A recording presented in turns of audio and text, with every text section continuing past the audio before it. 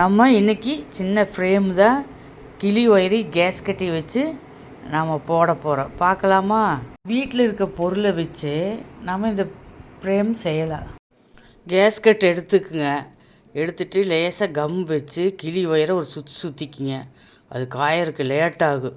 அதனால் நம்ம இதே கலர் நூல் எடுத்து ஊசியில் கோர்த்து சுற்றி 2 குத்தி நல்லா முடிச்சு போட்டு கட் பண்ணிக்கிங்க.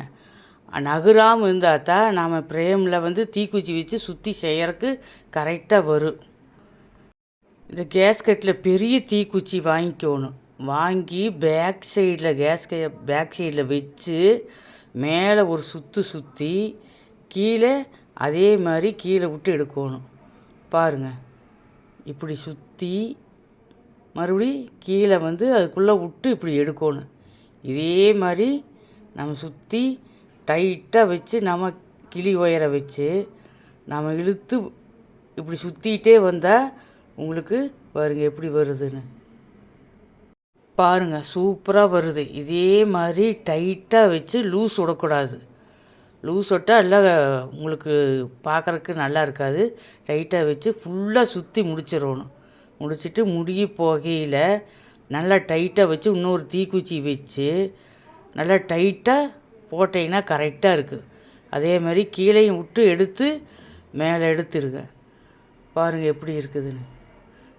ஒயரை கட் பண்ணி அதில் உள்ளே சொருகி பேக் சைடு எடுத்திங்கன்னா இதுக்கு லேசாக கம் போட்டு ஒட்டிக்கிங்க. நல்லா டைட்டாக காய வச்சிங்கன்னா டைட்டாகிடும். அப்போ தான் இது பிரிஞ்சு வராமல் இருக்குது. கலர் சீட்டு வாங்கிக்கிங்க. வாங்கிட்டு நம்ம கேஸ்கட்டு போட்டதை அது மேலே நல்லா அமுத்தி வச்சு ஓரத்தில் நீங்கள் கரெக்டாக மார்க் பண்ணிக்கிங்க. அந்த அளவுக்கு தீக்குச்சி ஒட்டுற அளவுக்கு வரணும். வெளி அளவுக்கு சுற்றி ரவுண்டு பண்ணிக்கிங்க. பண்ணிவிட்டு நம்ம இப்போ ரவுண்டாக கட் பண்ணி பாருங்கள், திருப்பி பாருங்கள், ரவுண்டாக வரும். கரெக்டாக நீங்கள் ரவுண்டாக வெட்டிடுங்க.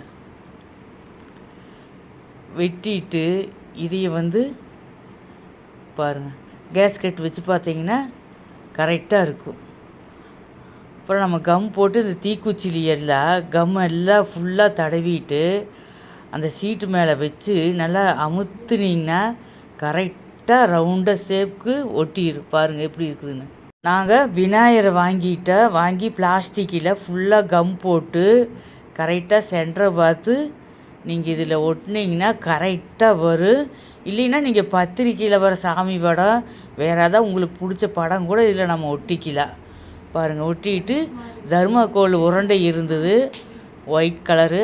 அதையும் நாங்கள் சுற்றி ஒரு குச்சி விட்டு ஒரு குச்சி ரைனாக வச்சா பார்த்தா முத்து பாசி மாதிரியே இருந்தது. பாருங்கள், கருப்பு நூல் 4 உள்ள நூல் எடுத்து நல்லா மடிச்சுக்குங்க.